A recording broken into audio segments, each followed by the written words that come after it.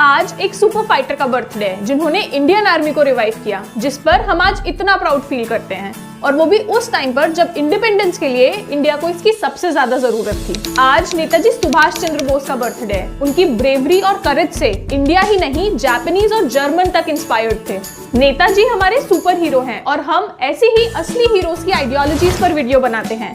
आगे भी हमारे वीडियोस देखते रहने के लिए हमारे चैनल को सब्सक्राइब करें और अपडेट्स के लिए बेल नोटिफिकेशन ऑन करें। आज इस महान लीडर के बर्थडे को सेलिब्रेट करने के लिए उनकी एक्स्ट्राऑर्डिनरी लाइफ से 3 लाइफ लेसन सीखते हैं। Number 1, nation above all.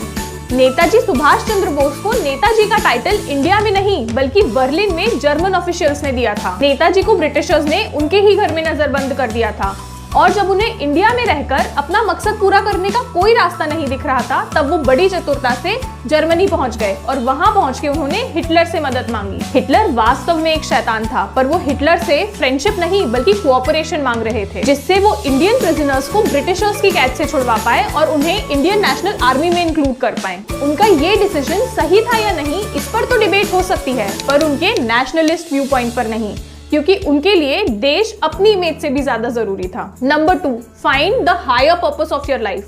क्या आप जानते हैं कि नेताजी सुभाष चंद्र बोस की इंडियन सिविल सर्विसेज एग्जाम्स में 4th रैंक आई थी, और वो पहले ऐसे भारतीय थे जिन्होंने Indian civil services exam clear करने के बाद भी जॉब ज्वाइन नहीं की। इंडिया की मोस्ट डिजायरेबल जॉब उन्होंने इंडिया की फ्रीडम के लिए छोड़ दी।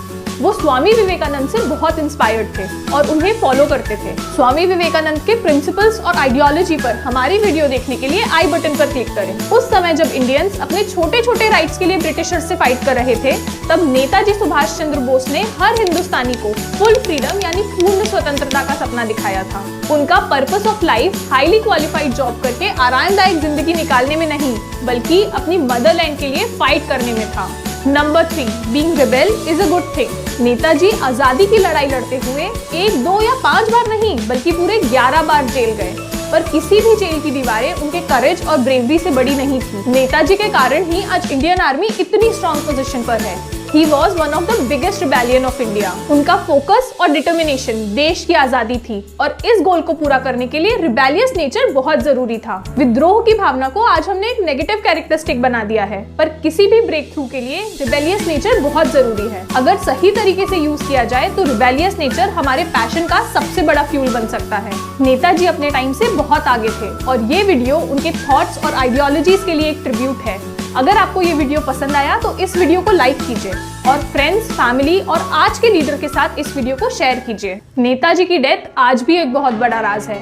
एलिजिडली उनकी डेथ जापान के ताइहोकू में प्लेन क्रैश के कारण 3rd डिग्री बर्न से हुई थी, और उनकी एशेज आज भी जापान के रैंकोजी टेम्पल में मौजूद हैं। पर नेताजी की डेथ पर इन्वेस्टिगेट करने के लिए जो कमिटीज फॉर्म हुई थी, उन कमिटीज के कंक्लूजन इनसे एकदम अलग है। कमिटीज के कंक्लूजन के हिसाब से ताइहोकू में उस समय कोई प्लेन क्रैश हुआ ही नहीं था, और रैंकोजी टेम्पल में जो एशेज हैं वो नेताजी सुभाष चंद्र बोस की नहीं है। उनकी डेथ पर तो आज भी कंट्रोवर्सीज चल रही है, पर आज हम उनकी आइडियोलॉजीज को सैल्यूट करते हैं और उनकी लाइफ को सेलिब्रेट करते हैं, क्योंकि जितना जरूरी उनकी डेथ की मिस्ट्री को सॉल्व करना है, उतना ही जरूरी उनकी लाइफ को सेलिब्रेट करना है और उससे लेसन्स लेना है। Share if you care.